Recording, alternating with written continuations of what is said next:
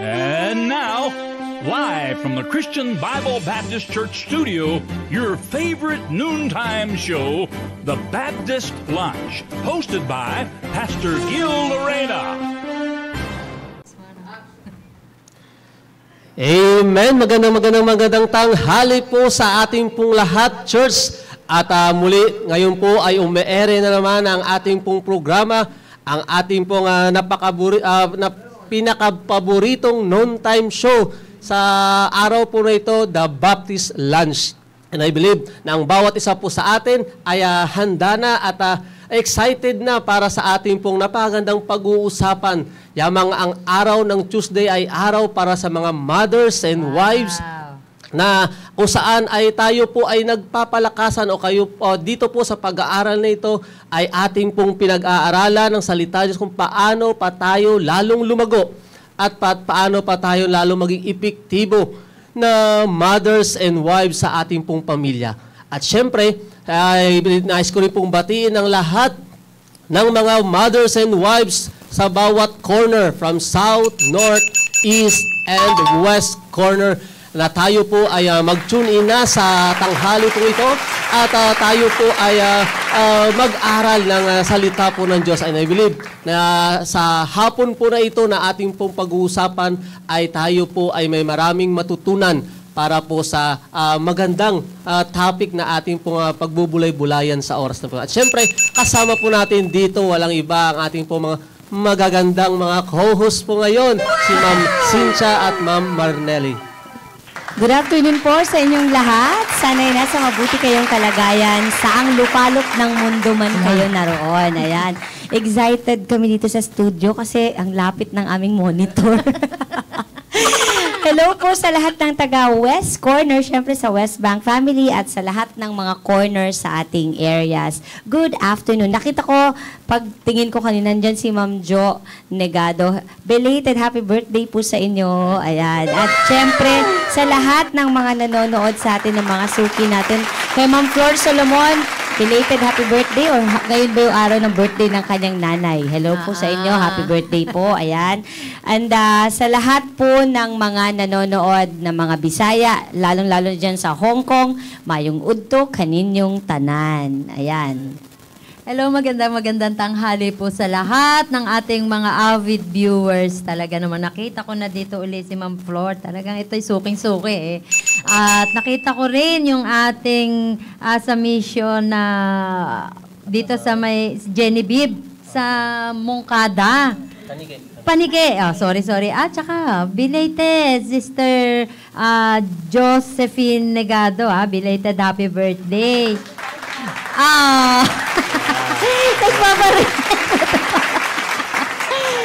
Oo, marami dito mga mothers. Si Ma'am Gemma Krampatanta at si Ma'am Linda Morse sa konto sa 13. Hello ma'am. Good afternoon po. At marami pang iba tayo ngayon dito nakikita. Ito, hindi naman to nanay, si Jessa. Hello, Jessa! Si Ma'am Yang. Hello, si Sir Edward Castillo. At marami pang iba. Si Ma'am Annalyn Huta. Hello po. At sa lahat-lahat na, opo, hindi namin kayo maisa-isa. Subalit ang aming pasasalamat na patuloy na pagtitiwala ninyo sa ating programang ito, The Baptist Lunch, ang Mother's Edition. At binabati ko rin pala yung aking benan. Hello, Mama! Nakikinig siya ngayon. Nagpapasa talaga. Ipas daw yung link sa kanya. Hello, Gina! Hello, Nanay! Okay. Magandang tanghali po and keep on tuning in and passing. That's right. Amen. And also, ay nais ko din pong i-shout out ang aking pong my love, wife. Ayan, si Ma'am Ruthlyn. At syempre, yung mga host kanina sa IP, ayan po tumitingin sila dito sa atin. At magandang tanghali, magandang hapon po sa ating pong lahat. And I believe na ngayong pong oras na ito sa ating pong pag-aaral ng salita ng Diyos, tayo po ay marami pong mapupulot na katotohanan at gayon din ay patuloy na maghahamon sa mga mothers and wives dyan at maging even sa mga young people na nakatune in din ngayon, lalo na sa mga team prep na nagpaplano na. So kaya napakaganda po ito na inyo rin pong subaybayan sapagkat although na ito po ay mothers, wives episode ay ito rin po ay pang-pamilya na programa po natin. Opo. Kaya nga napakaganda po ito na ipunin natin ang ating family at sama-sama tayong makinig habang nagpapartake ng ating pong tanghalian ay siya rin tayo po ay magpapartik ng pagkaing espiritual. Na siya pong, I believe na ikalalago patuloy ng bawat isa po sa atin, lalo na sa mga mothers at wives po natin. Kaya may maganda po tayong pag-uusapan na topic po ngayon sa ating pong mothers episode dito po sa Cultivate Yourselves and Motivate Himself. Pero bago yan, ay nais ko pong mapakinggan muna natin sapagkat lagi nga nababanggit dito ni Sir Jao na once a week lang natin to ini-air yung programang ito for the Mother's Edition. Kaya maganda na i-recall natin at review natin yung last week na ating pong pinag-aralan. Ma'am Marnelly? Yes po. Last week, pinag-usapan natin yung na-preach si Pastor about kay Hannah at kay Jochebed. Faith is very important as a mother, just like Hannah and Jochebed. God is the reason and not your own, hindi sarili mong kakayanan or sa sarili mong gawa. Check your faith. Sa tagal mo nang nabuhay na naging nanay, kumusta ang pananampalataya mo? It is God-given na maging katuwang ka ng iyong asawa sa tahanan. Satan has his own ways, kaya dapat mapagmatsyag tayo. It is a God-given ministry na ikaw ay naging ina ng tahanan. Kaya palakasin mo ang iyong faith to the one who gave you the ministry. The lives of their mothers, mga mother ni Moses and ni Samuel, ay nag-revolve dun sa kanilang pananampalataya sa Diyos. And we also discuss yung Proverbs 22:6, that train up your child in the way they should go, because that was what Hannah did bago niya isinurrender si Samuel dun sa altar, di ba? And yung nanay din naman si Jochebed naman dun sa kay Moses, talagang inalagaan niya to the point na Moses chose to be with his people, kahit na very promising ang pagiging Egyptian during that time. Yeah. Pinagpalit niya yung yaman at yung prestige niya because he knows the affliction of his people. So, yung nanay niya mismo yung nagsabi doon sa kanya, kaya pinili niya kung sino talaga siya. So, what you cultivate will motivate you. Yeah. Mama, Miss Cynthia. Amen. Thank you.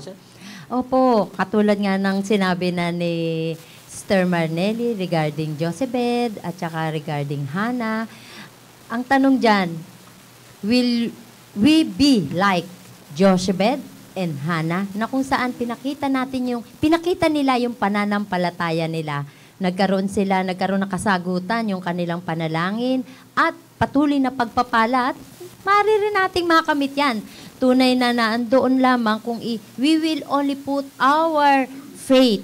We will trust God in everything. Hindi selective, hindi yung paggusto lang natin. Kundi in everything, andyan yung blessing natin. That's right. At isa pa nga doon sa nabanggit ni Sir Jao nung nakaraang episode po natin, na kung saan ang pagiging isang housewife ay hindi pwedeng maliitin o itrato natin isang maliit na bagay sapagkat yung na kanina nabanggit po ni Ma'am Marnelly. So ito po ay isang God-given ministry para sa mga nanay, para sa mga mothers. Kaya nga napakahalaga na sa bawat mothers and wives po dyan ay talagang napakaganda na ma-develop, ma-cultivate palalo yung faith po natin sa Panginoon. Sapagkat ito lamang ang tanging isang bagay na sa sandata at bagay na pwede nating ipamana. Nabanggit po ko nakaraan na ito yung the best na ipamana po natin sa ating pong mga anak yung faith na mayroon po tayo na natanggap at na-experience sa Panginoon. Legacy. Yeah, yun po. Yung po papamana.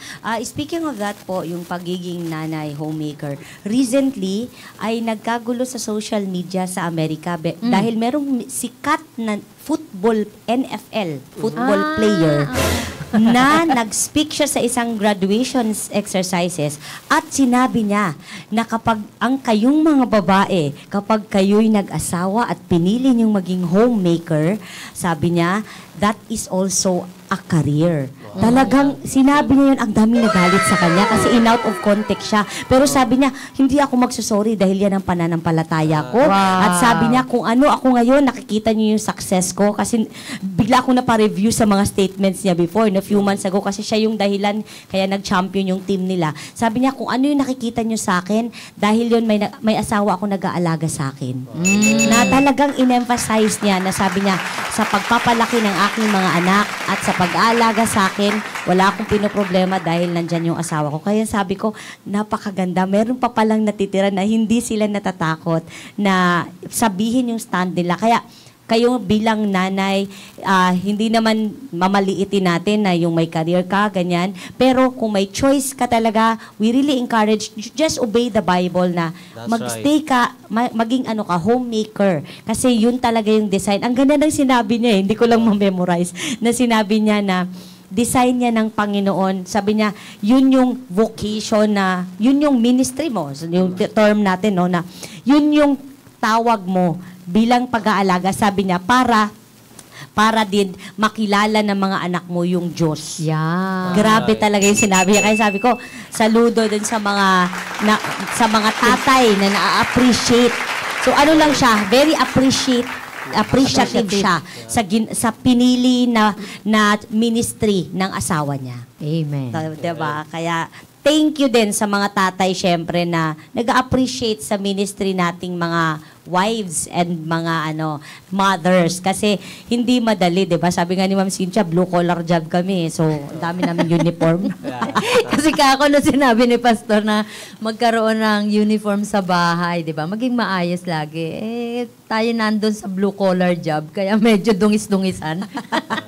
Saka yung napaganda yun, ma'am, na statement na yun from the father po yan. From the father po and yan. a very sikat. And like, I think this guy is earning millions of dollars per year. And hindi siya natakot na sabihin, football player siya. Parang NBA player sa Amerika. So nagkagulo ngayon, nakikita mo ngayon din sa social media. Sabi ko, uy, ayos ha. So sabi niya, in out of context siya dahil gusto niya lang sabihin na may career ka kahit nasa bahay ka. Kasi syempre, lahat doon graduate di ba? So lahat doon, nag-iisip sila, magtatrabaho sila pagkatapos, ganyan. Sinabi niya na, kahit na magiging nanay kayo or magiging wife kayo, din yun. Kakaibang career yun. Which is true, di ba? At saka, yun nga sinasabi ng Biblia, doon pa lang sa command ng Bible sa Deuteronomy. So, kaya nga makita natin yung pag sinabi doon about teach your children diligently. So, makita po natin doon na talagang yung command na yun ay command na ibinigay para sa mothers. Yes, oo. Kasi nakaupo, nakatayo, nakahiga, ay tinuturuan mo, ibig sabihin, nandoon yung mother na nag-a-assist at nag-supervise yung presence ng mother sa kanyang mga anak. Kaya totoo yun. It's a big profession na ang isang babae, pag pumasok sa pagpapamilya, sa pag-aasawa, pagiging nanay, ay isang malaki po yung trabaho. Kasi bakit? Yung i-raise mo yung palalakihin mo, ay talagang higit pa yan ang pwede niyang maabot kaysa doon sa mga naabot ng iba lalo na kapag kasama mo ang Diyos. Kaya nga, yung buhay ni Hannah at saka ni Jochebed ay isa po yung halimbawa na kung hindi at kung wala sila doon, na nagpalaki sa kanilang anak, walang Moses. Amen. Walang Samuel. Wala po priest na mag-anoint kayo sa hari ng Israel. Kay David ko wala si Samuel. Totoo yun, ma'am. Kaya napakahalaga po yan. Makita po natin, lalo na sa mga mothers at wives po dyan, na talagang, yun nga, ang topic ay talagang pagtibayin at lalo pa nating palaguin ang ating pananampalataya sa Panginoon. Because that is the main thing na siyang tayo patuloy na maging motivated sa ating pananampalataya at lahat ng bagay na ating na-accomplish ay sa pamamagitan ng ating pananampalataya. At ngayon nga po ay may maganda po tayo ngayong pag-uusapan. Yamang for this month ay pag-usapan na about physical cultivation. Na naging guest po dito si Ma'am Yang, and then pinag-aralan po yung reverence na i-render ng isang wife, ng isang mother sa kanyang husband, at nakaraan ay patungkol sa faith. At ngayon ay marahil kung titingnan natin itong topic na ito ay talagang malalim to malawak to Naging preaching ito ni Pastor about this attitude na dalawang series ito. So, tinuro niya ito. At ngayon, ay sa hapon po na ito, ay pag-uusapan po natin, cultivate yourselves by extracting the attitude of pride. Ayan. Yan. So, talagang ito, kahit hindi ka mothers, fathers ka man, young people ka man, ay talagang itong attitude na ito ay very, kumbaga, dogmatic pa yun sa buhay po ng tao. Na kung saan, ay even our pastor in his preaching na itinuro po sa atin, so this is the most sinful attitude Yes, totoo. na nag-possess sa tao that even sa angel na kanyang pinagkakatiwalaan at may malaking posisyon doon sa langit. Na kung saan ang pinaka-emphasis nga doon ng ating mahal na pastor, so kung saan nag-arise ang pride is nagsimula yan doon sa puso. Nasabi nga ng Biblia, so nasumpungan sa puso ng angel na ang pangalan Lucifer, ang pride. At doon ay nakita sa kanya yung pagdidesire niya sa kanyang sarili personally. Amen. Na gusto niya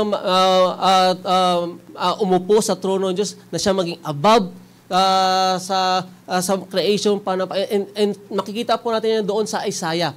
Yung 5 I wills po ni Lucifer na ngayon ay kinakilala po nating Satan. Na kung saan from there, dahil nasumpungan sa kanya ang pride, siya ay kick out doon sa langit. Tinanggal siya doon at dito sa lupa ay ikinalat niya yung Dito siya naghasik. Dito siya naghasik at ang unang kanya pong tinempo dyan ay ang unang nilikha po ng Diyos doon sa garden si Adam at si Eve. Na kung saan, dito ko ipupush yung po dito. Sapagkat, nung siya ay bumaba dito sa lupa at nandito sa lupa, hindi niya tinempt yung lalaki. Hindi siya pumunta sa lalaki. Alam niya na hindi niya kakayanin ng lalaki kung ititempt niya lang ito emotionally or practically. Kasi bakit? Direct na nakatanggap at sa lalaki ang direktang commandment na ibinigay po ng Diyos sa kanya. Kaya nga doon siya umatake na kung saan we can also ina-admit naman po ito. I believe naman sa lahat ng mga mothers, wives at mga ladies po diyan na sinasabi naman ng Biblia that women are the weaker vessel ng tahanan po. Kaya nga napakahalaga ito pong pag-aaral natin na cultivation and motivation para itong atake ng diablo na ito na pride ay siyang ating pong ma-extract sa ating pong buhay. So pag sinabi natin extract, ay to take away. To take forcibly. Ibig sabihin, mayroon talagang force, mayroong power na ayaw ko talaga, hindi ko talaga pahihintulutan na mag-penetrate ang pride una-una sa akin sarili. Amen. Sa mga mothers at wives po dyan na nanonood po sa atin ngayon. At maging, siyempre sabi nga natin, mahal na pastor, ito mismo, yung kasalanan na ito, na attitude na ito, ang sumira sa maraming family. That even na nasa loob na simbahan, ay kanya pa rin inaatake. Kaya nga maunawaan natin sa oras po na ito, sa hapon po na ito, sa ating pong pag-aaral, kung paano natin i-cultivate ang ating sarili to extract and to resist from this attitude of pride sa ating pong buhay. Pero bago yan, ay maunawaan muna natin, ano ba ibig sabihin ng salitang pride? Ano po, so napakahalaga po yan na makita po natin sa oras po na ito, ano ba ang ibig sabihin ng pride? In the Bible, marami po tayo. Mamaya may mga babanggitin po ako sa inyo diyang talata. Pero isa nga po dito na makikita po natin, pag sinabi po nating pride, it is the quality or state of being proud. Such as reasonably self-esteem.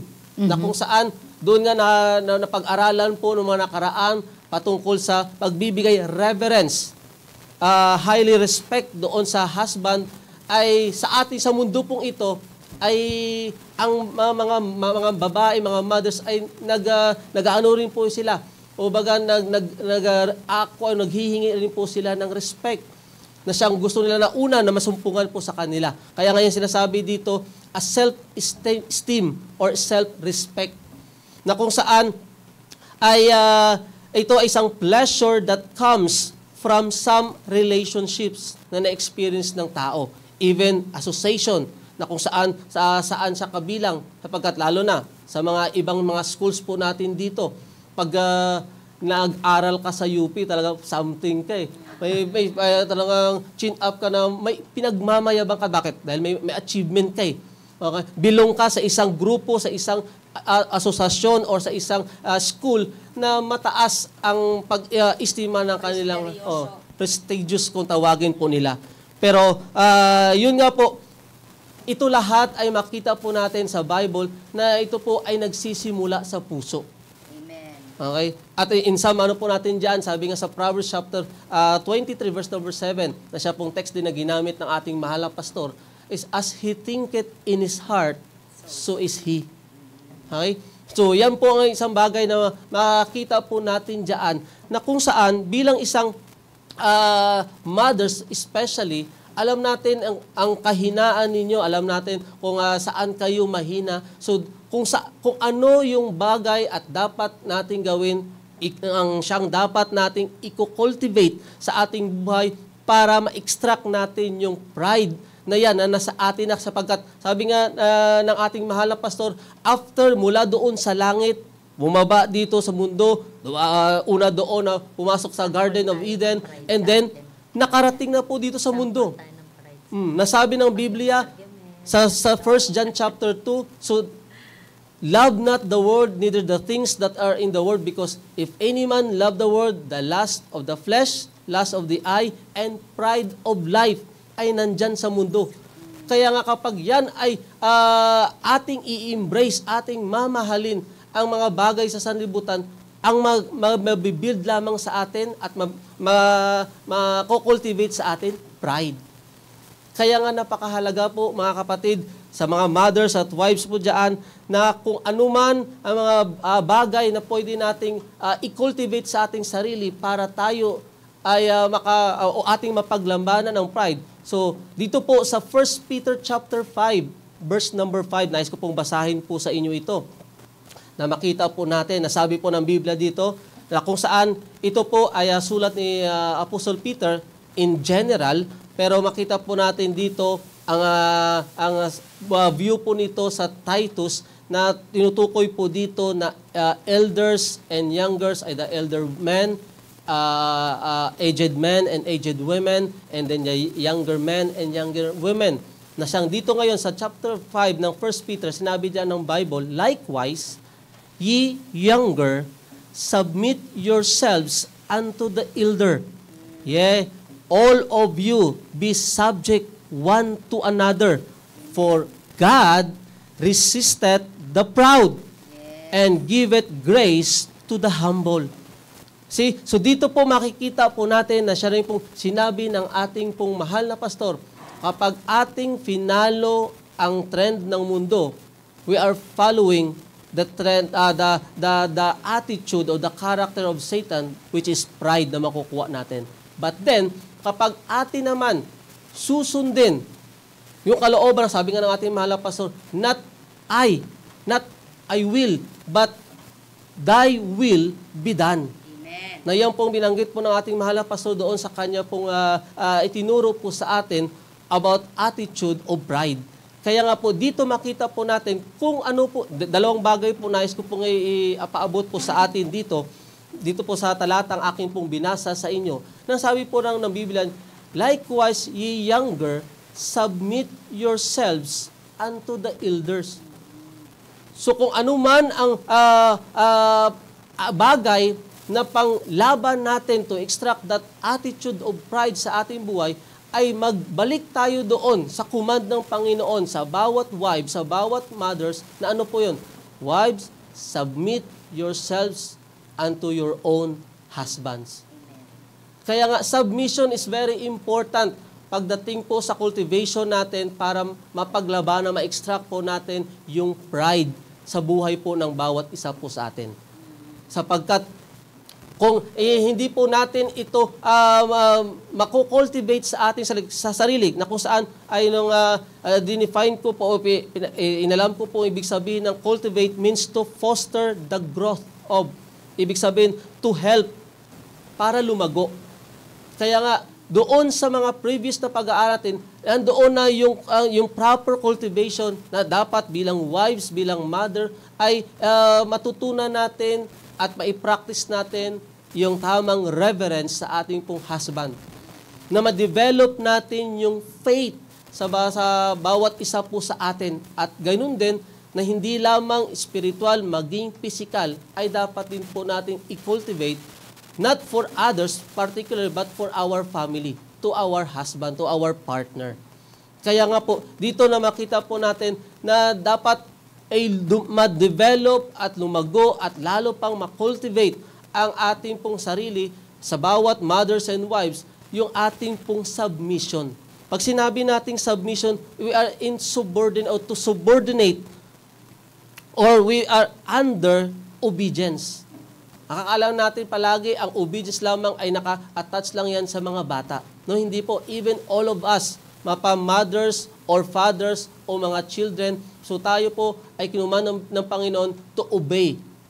Kaya nga sabi ni Peter doon nung sila humarap sa kay King Agrippa, kung hindi ako nagkakamali, na sabi nila ay it is rather to obey God than rather than man. Bakit?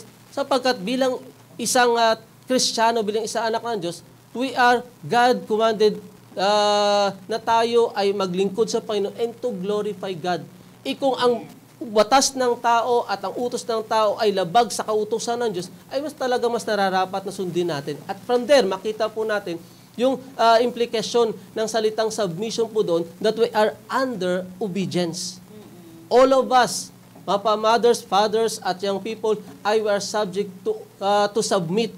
Kaya nga sabi ng Biblia, before dyan, sa statement na wives, submit to your own husband, ang pinakauna dyan sa verse 22 is submitting ourselves in the fear of God.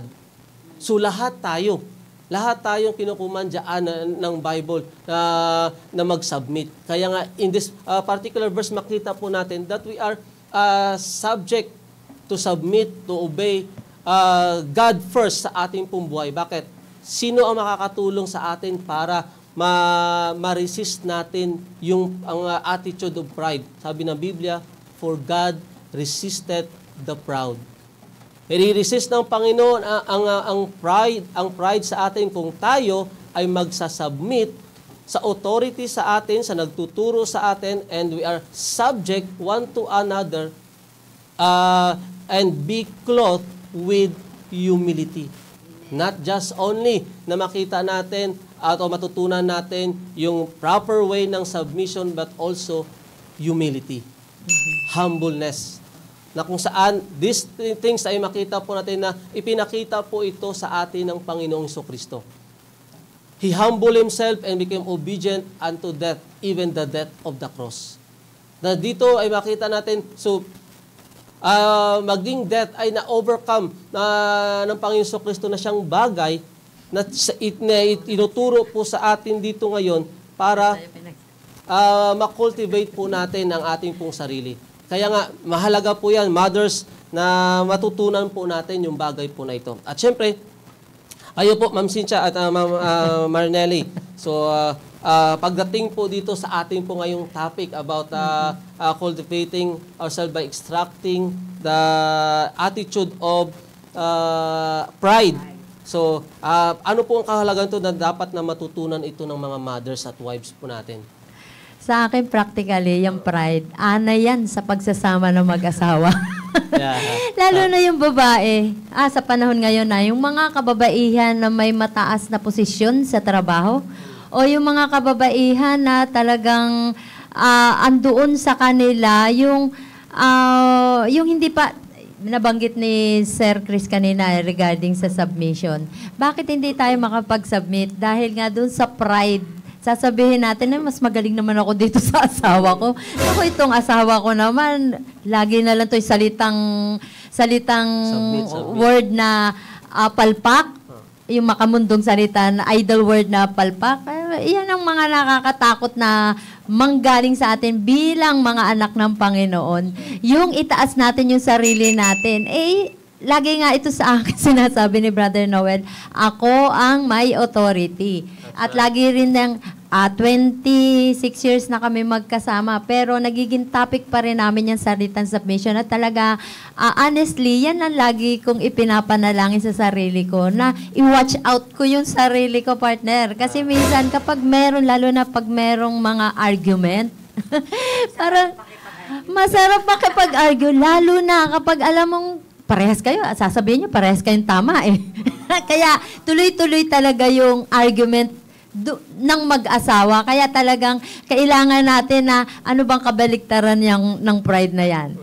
Di ba? Humbleness. Kaya nga yun yung sinabi dito sa Proverbs 29 verse 23, a man's pride shall bring him low, but honor shall uphold the humble in spirit. Ikaw, partner, ano mga experiences mo regarding sa inyong mag-asawa at sa mga anak din?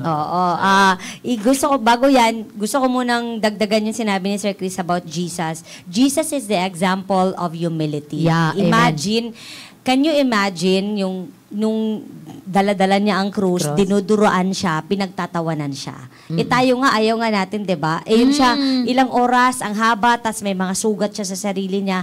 Alam niya na hindi ko naman to deserve, diba? Kumbaga sa term Anak natin. siya ng Diyos. Ako ng Diyos. Bakit kailangan? So talagang pinakita ni Jesus sa atin na you want humility, ito ang humility. Na talagang walang, because of the purpose, because of the calling na meron siya, na kailangan niyang i-fulfill. So tayo din bilang wives, yun din ang natin i-calling, na magpasakop tayo sa ating mga husband. Kaya kapag iniisip natin na parang ang hirap lunukin ng pride ko, isipin mo na lang ang ginawa ni Kristo sa krus. Diba? Na, si Jesus, yun yung ginawa niya for me. So, ano ang pwede kong gawin para sa Kanya? So, ang pwede natin gawin para sa Kanya in return is to honor our husbands, to give reverence to our husband, and to forget about ourselves. Kasi talaga yun selflessness ang pagtanggal ng pride. Yung kalimutan mo lahat, kung ano yung background mo, ano yung natutunan mo, mag-submit ka lang, mag-obey ka lang, and everything will be alright. Kinukwento ko nga kanina, bago tayo nag-start na, ako po, pag naiinis na ako, pag gusto ko na sabihin yung gusto ko sabihin, inisip ko, pride cometh before destruction. Ayoko ma-destroy. Ganun lagi ang iniisip ko. Inuulit-ulit ko yan sa sarili ko. And also, yan din ang mindset ko sa mga taong hindi maganda ang attitude towards me or towards my husband, towards my children. Sabi ko sa kanila lagi, okay lang yan, Dad, okay lang yan, JJ, Jeremiah, antayin mo ang pagbagsak niyan. Pride cometh before destruction. And walang mintis yan. Talagang pagka nauna yung pride, destruction talaga ang kasunod. Unos yan eh. Oo. Can you imagine? Gusto mo bang ma-destroy? Sinabi na ngang pride cometh before, hindi after. Hindi, oo. Before destruction. So, doon na yung kayabangan. Oo. Itataas mo muna yung pride mo bago ka ma-destroy. Buti sana kung yung destruction mo, pwede ka pa makarecover. Paano kung hindi na? Diba? Lahat ng pagsisisi nasa huli. Nasa huli. So, hirap. Walang pagsisisi ring nasa unahan. Correct. Even sa children, diba, yung tinatanong ni Ma'am Cynthia, pati sa mga anak, there are times na nagagalit ka, na nakakapagsalita ka ng masama. I see to it, nagsasorry talaga ako. Nagsasorry ako pag nakapagsalita ako ng masama. Pero sinasabi ko, hindi ko pinagsisihan na kinokorek kita. Pinagsisihan ko yung the way I corrected you. Kasi yun yung may difference doon kasi mamaya nagalit ka, masama na yung pinagsasabi mo. Yun, sorry na masama. Pero hindi ako magsasorry dahil kinorek kita. Dahil mali talaga yung ginawa mo. Pero grabe rin yung transition bilang isang ina, no? Nung maliliit pa yung mga anak natin, tayo lang talaga nagsasalita. Hindi pa yung marunong mag-reason out eh. Di ba? Talagang ando, nakikita natin kung paano tayo ang pagiging nanay natin sa kanila. Habang lumalaki sila, alam ko, marirelate much dito yung mga nanay na may mga anak nang nagtatrabaho. Yes. Minsan, hindi naman sasabihin nila maramdamin tayo. Minsan sasabihin, ay, si mama, madrama. Hindi eh. Ang kwan noon, lagi kong ipinapaalala, lagi nating ipaalala mga mothers na tayo ang kanilang nanay. Kailangan yung mga anak natin matutunan nila kung paano din sila magkaroon ng humble heart sa atin. Dahil tayo ang mga magulang nila, tayo ang nagre-represent ng sa ating tahanan, tayo yung may authority, tayo yung nagbibigay sa kanila ng instruction, maging maliwanag yan sa kanila. Kaya nga, tama yung sinabi ni Sister Marnelly. Kuminsan, ang mga mothers nakakapagsilita at nakakagawa ng mga bagay na hindi natin gusto pero nagagawa natin. Out of emotion ba? Yung bugso ng emotion. Pero never mag-sorry dahil kinokorek natin sila. Inuulit ko yan.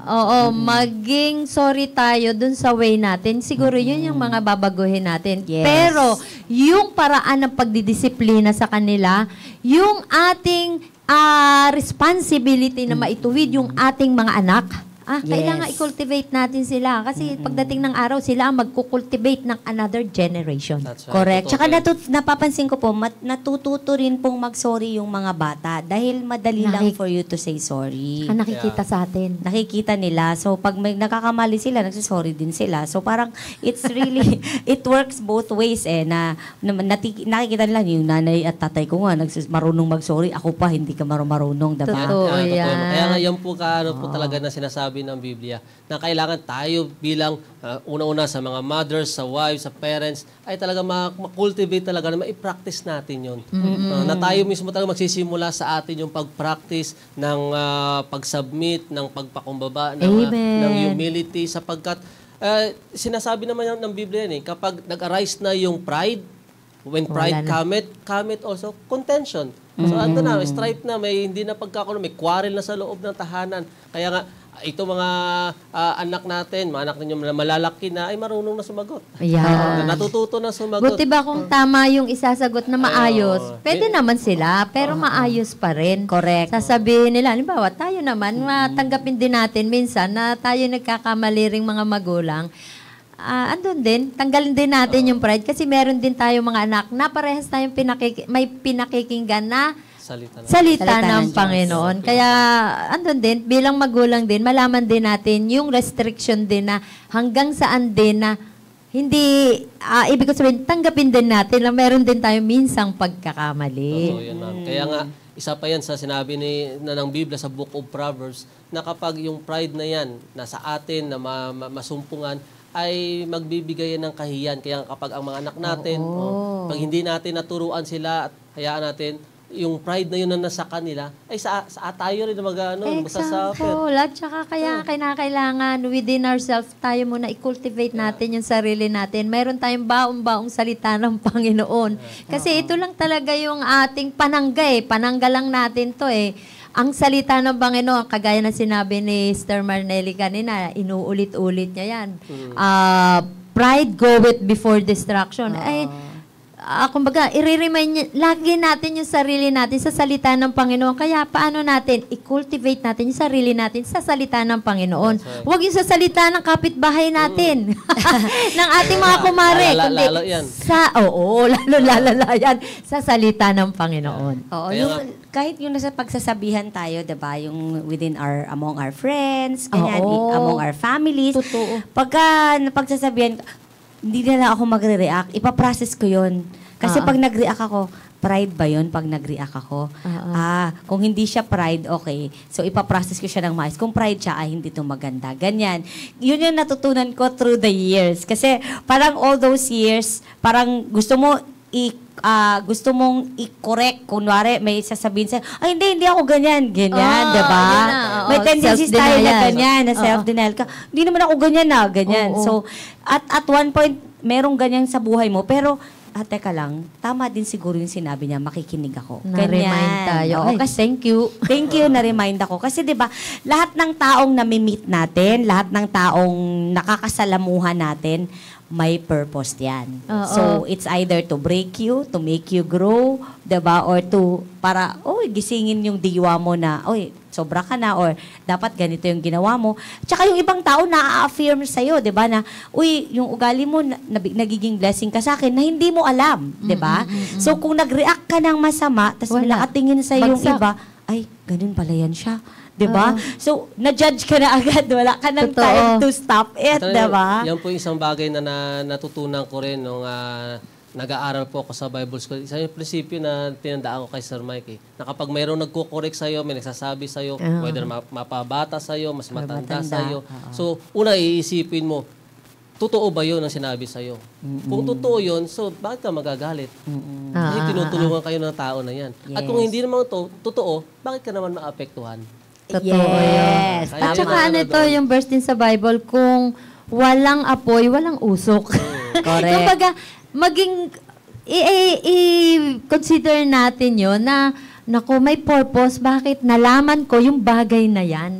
So, di ba, lalo na kapag may mga fellowship ang mothers. So, yan, kanya-kanyang mga idea yan, mga mothers. Kapag merong hindi narinig na maganda, talagang babaon-baonin niya yung isang puntos na hindi maganda. Pero yung 99 na narinig na maganda, wala, burado. Gustong-gusto yung negative, no? Kasi yun ang nature ng tao, yun ang diba? nature ng tao. So, renewing of the mind talaga every day. Kaya maganda talaga na napag-uusapan po natin ito at dito sa programang ito ay nare-remind tayo na talagang it is very important in order for us na ma-overcome natin at ating maitatama yung ang pagkakamali natin na kapag nadala na tayo ng ating pride ay talagang balik tayo sa Bible. Ano sabi ng Biblia? Humble yourselves. Yes po. At saka gusto lang basahin ng comment ni Ma'am Yang. Yes po, one of the greatest things that PSS can do for us is to humble us down. Yeah. Totoo po yan. Thank you for the comment, Ma'am Yang. Please keep your comment coming po at mababasa po Ay, namin. teka, itong comment ni Tina, di mo? Happy West Bank family, 3 hosts. Okay. Oo nga pala. Wala siya mga taga-West Bank. Magwala ng West Bank. Hindi salamat po po, programa Pastor. ng West Bank. CSI program po natin to. Kaya nagpapasalamat po kami dahil talagang meron tayong church na talagang nagmo-mold sa atin. Nasaan na kaya tayo kung malumanay pa rin yung ating pastor na magbigay sa atin. Magbigay sa atin ang instruction. Oo, malamyak. Kaya nagpapasalamat ako every time na natatamaan ako sa preaching. Ibig sabihin, ay, naintindihan ko pala yung preaching kasi Tsaka natamaan kailangan ako. mo yun. Kailangan ko yun. Oo. Lalo na kapag ito na naman, darating, nung Mother's Day, maganda.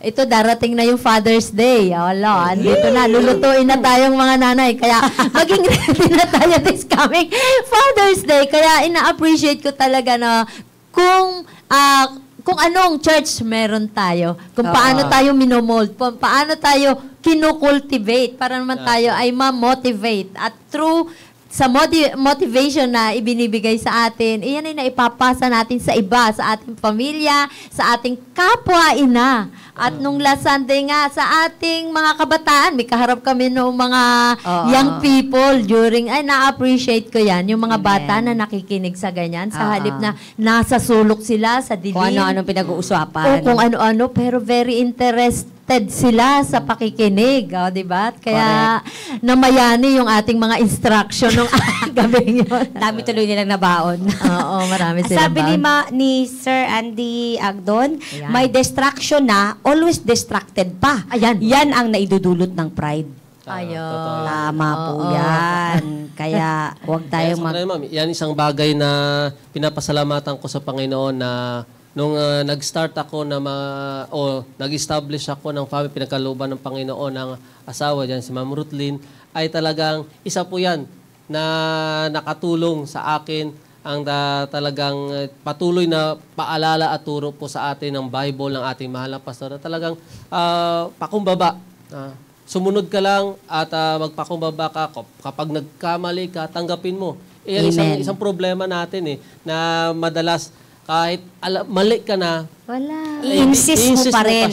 Kasi masarap kasi yun nga eh. Tatanggapin mo pa, paglalaban mo pa rin kahit alam mo mali na. Kapag gano'n na po, yun ang mahirap sa asawa, di ba? Yun po, that's the time that you really have to pray. Lord, don't let my husband fall. Diba? Kapag nakikita mo, parang pride na to, Lord, please don't let him fall. Let him realize kung ano to. Kasi 'di ba, one na kayo ng asawa mo. So you have to pray for your husband din. Sa ating mga nanay din na, Lord, wag niyo naman din akong hayaang ma-fall kasi kahihiyan din ako ng asawa ko, 'di ba? Exacto. Oo, so it's it works both ways sa ating mag-asawa. Oo. Pag Kaya- natatouch yung pride natin, huwag nyo nang banggain. Oo. Sige, mo na yan. Pollution yan. Sa akin, ma'am, yung Sige, sir. ano ko na, yan, kapag dumarating yung pagkakataon na nagkakabanggaan kami ng ni Ma'am Ruth, sabi ko sa kanya, simple lang, hintayin ko siya magsalita, matapos niya, Amen. tanong ko lang agad sa kanya, pinag-pray mo ba? Ayan. Nung sinagot mo sa akin yung bagay na ito, nung hingi ka sa akin, nag-insist ka ng bagay na ito, pinag-pray mo ba muna? So ano pala din? Ang usapan pala yan, mamaya tayo mag-usap, mag-pray muna ako. Maganda yan, maganda. Diba? Diba? Kaysa kaysa Isang bagay mo, practice pray na trasya kayo. Deep breathing ka muna ng katakot-takot. humility yung ano doon. Papasok Magbilang yung kayo, humility doon. magbilang ka muna kung wala kang alam ng verse ng araw na yun. Oo, diba? Magbilang ka muna na hanggang 10 bago ka sumagot. For some reason, lilipad lahat ng verse pagka may pride ka. Ay, kapag gano'n, Ay, wala kang maalala, sabi ko. Oo, lalo na pa man din sa amin, si Brother Noel, grabe, strong yung magsalita. Talagang minsan, talagang high pitch pa. Sabi ko, hindi ko alam, makikisabay ba ako dito? Oh, bababa. Minsan sasabay na lang ako para magkatulad ka. It's a tie. Gusto mo lang yung painisin eh. Oo. minsan. Pero talaga, bottom line, pinagsisisihan ko rin yun. Sa bagay yun. Na at the end ng At the conversation, end, oo. Lalo na kapag maririnig ng mga anak, ay pambira. Tapos sabihin naman, ay mama, mana yan ang mga anak mo sa'yo. Babae pa man din. Lugi ka talaga doon. Lugi talaga. Kasi walang lalaki. Back to me lagi sa akin. Wala ka masasabihan pag siya'y nagkaganon. Mamamana yan ang anak mo, lalaki ka pa naman. Wala. Pero, dahil mga babae anak ko, lagi nakakampi sa akin. Yun lang. Diba? Masaya ang buhay. Basta, enjoy nyo lang yung buhay nyo. Huwag nyo dibdibin. Magkaroon man kayo ng argument na mag-asawa. Ipanalangin nyo kasi lilipas lahat yan. Totoo. Kasi pag... I-enjoy nyo lang. I-enjoy yung yan. pag-aaway. I-enjoy nyo. Tapos pagkatapos ng magtatawanan na kayo. Kaya, ganyan nga kami, Noel eh. Basta, may review siya pag gabi tutulog. Uy, kanina, bakit ginanon mo ako? Bakit sinabihan mo ako ganyan? Ba't pinagtaasan mo ako ng boses? Ngingiti na lang yan. Siyempre, gabi na eh. Hindi na siya sasagot. Mababa na yung kanyang power sa gabi. May inspiration na. Ano yun sa Bible? Don't let the sun go down with your wrath. So, huwag mo hayaan na Be angry and sin Sin not. not. Pwede ka Wag naman mo- magalit eh. unang isabay yung galit mo, matutulog ka na. Galit ka pa. Oo, kaya ayun, naalala ko sabi ni Antonio, sabi niya talagang di sila natutulog hanggang may galit sa isa't isa. Pero 2 araw na daw, Walang 2 gabi na tulog. daw sila matulog. Sir Antonio! Joke-joke lang po. May sinasabi si Ma'am Tina. Yan. Sige, sir. Hindi ko nakikita. Si Ma'am Si Nelia, nakita Brother ko. Roy naman, pag insist ko yung gusto ko, sabi niya, ang sagot niya, alam mo na ang mali, insist mo pa. Sagot ko naman, try lang. Ay, kaya tinako. Winner ka talaga, Ma'am Tina. Oo, kapag... Makapasok. Kapag oo. Pag pumasok, okay. Okay. Baka mo makakalusot ko. Katulad yung alis kahapon. Sabi ko, paalam mo uli. Ay, huwag ka nang mag-insist. Oh. Kaya yun po yung napakahalaga po na ito nga natin. Kaya nakita nyo po mga kapatid ay talagang tunay nga na kapag tayo lamang ay susunod at mananatili sa instruction sa atin ng salita ng Diyos ay talagang malalaman natin at ibibigay sa atin ng paano natin i-extract, ipaglabanan ang pride na darating po sa atin. Sapagkat nga sabi nga ng ating mahal na pastor ay andito na eh. Mayroon ng root ang pride dito sa mundo eh. Amen. Kaya nga kailangan na lang po natin ay alamin at pagtibayin ang bagay na panglaban po natin sa kanila. Kaya doon po sa binigay ko pong verse verse number 6 po doon. Kaya sabi ng Biblia, humble yourselves therefore under the mighty hand of God, Amen. that He may exalt you in due time. Amen. Yun. Kaya yun po yung napakahalaga po dyan. May nakakatawang comment si Ma'am Marie Chris, pero mali pa rin po pambihira kasi minsan pag pinapagalitan ka ako sa harap ng staff, napapagalitan talaga, sama ng loob ko, nakaka-provoke, pero gusto ko talaga lumaban, pero baka gawin din ng staff yung gagawin ko.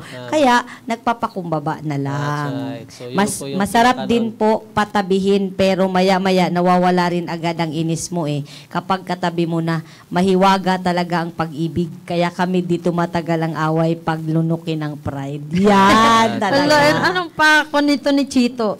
Di ako may hilot, ma'am. Pag di ako nag-akol.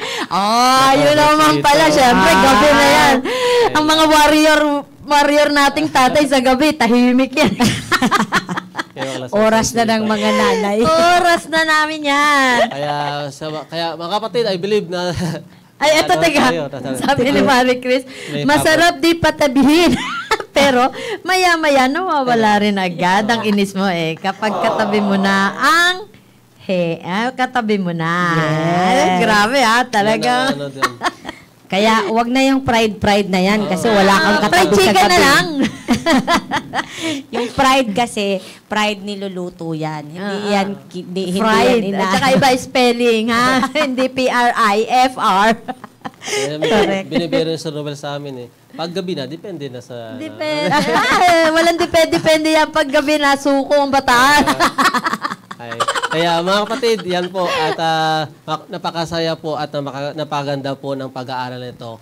Pero ang oras po natin ay tumatakbo Hindi nahabol, pero tumatakbo. Ang bilis ng oras. Kaya nga, sa bawat isa po sa atin, yan po isang mahalagang bagay na siyang ating pong i-cultivate sa ating pong buhay. In order na ating pong ma-extract or ating pong ma-resist yung attitude of pride na mag-arise sa ating buhay. So, practice and let's to strive na ating pong i-apply ang submission and humility sa bawat isa po sa lalo na sa mga mothers na alam po natin yan yung ano po dyan. Kaya sa bawat isa po sa atin, I believe na tayo po ay may natutunan po sa oras po na ito ng ating pong pag-aaral.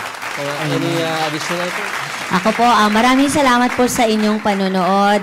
Binabati ko po ang asawa ko ng magandang gabi. Nasa California siya ngayon nanonood. Hi, honey. O, diba? Pasalubong daw. And syempre, gusto kong batiin si Kate. Si Kate ay isa sa mga asawa ng Marines natin, diba? Si Kate Wamil na nanonood from Cavite. Sabi niya, ang ganda daw ng topic natin. Alam ko, ito si Kate, grabe ang patience and humility nito. Kaya saludo ako sa iyo, Kate, at sa lahat ng mga asawa ng mga sundalo. Let's just keep i-extract natin yung pride kahit yung lalong-lalo na sa mga asawa ng sundalo kasi minsan lang natin nakikita yung mga asawa natin tapos magpa-pride ka pa di ba wala nang oras na to spend time together and to enjoy the moment na magkasama kayo. So again, Proverbs 16:18, pride goeth before destruction. So kapag pakiramdam mo, pagkatingin mo pride na to, huwag mong hayaan na ma-destroy ka because of that walang kabuluhan na pride, diba? Amen. So, sa inyo pong lahat, maraming salamat at magkita-kita po tayo ulit. Susunod, June na! Next week! Last ko na ba ngayon? Isa pa ba? May isa pa pala. May isa pa, tapos June na, diba? So, salamat po ulit sa inyong panonood at graduation na ng PSS. Wow! Congratulations. Fourth year na yung partner ko. nga. Si Ma'am Cynthia, first year na siya. Susunod na Hindi, matagal na ako. Long ka na ako. Master's degree ka na pala. Oo, CSI. Ito naman po, nakakatuwa kay Ma'am Nelia. Basahin ko to dahil, ewan ko, doktrinado yata ni Brother Noel ang asawa niya Sabi niya, sa umaga, mataas tono ng boses ng asawa ko. Pag medyo pababa ng araw, mababa na rin ang boses ng asawa ko. Kita ma-outside, di ko lambo. Diba? Ayan na nakakatuwa bilang mga mothers. Let us continue to give respect to our husband. Giving respect to our husband is also giving honor and respect even to ourselves.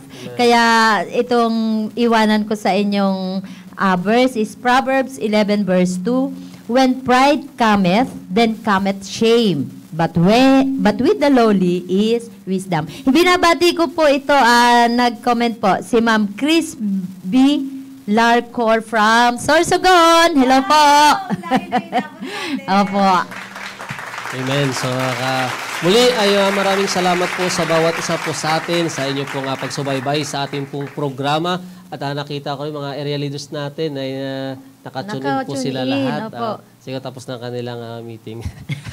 Kaya maraming salamat po. I believe na tayo po ay may natutunan po sa ating pong napag-usapan sa hapon po na ito.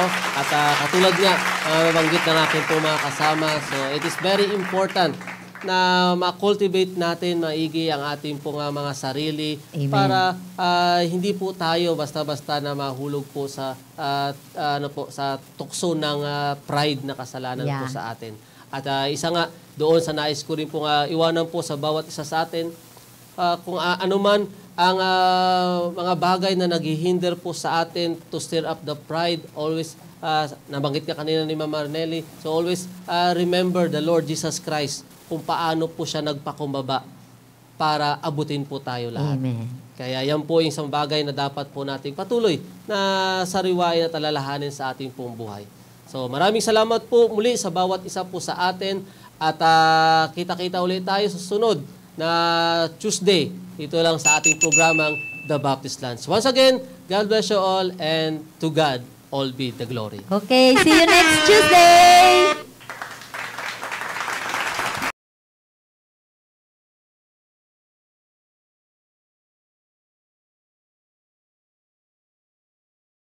Down and out, it seems like he was all alone, the only child of God around. He waited for a great and mighty visit from the Lord, but the wind and the fire and the earthquake didn't speak.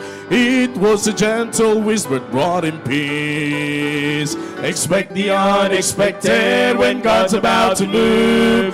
He will meet our every need in the ways he wouldn't choose. Be still and know he's in control. His power will come through. Expect the unexpected and watch what God will do. You're holding to the hope that your deliverance will come. It's easy to suppose you know just how the Lord will get it done, but he just might surprise you by the way he brings you out.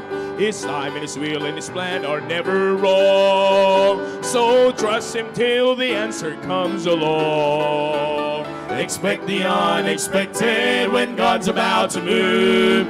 He will meet our every need in the ways we wouldn't choose. Be still and know he's in control. His power will come through. Expect the unexpected and watch what God will do. Expect the unexpected when God's about to move. He will meet our every need in the ways we wouldn't choose. Be still and know he's in control. His power will come through. Expect the unexpected and watch what God will do. Be still and know he's in control. His power will come through. Expect the unexpected and watch what God will do.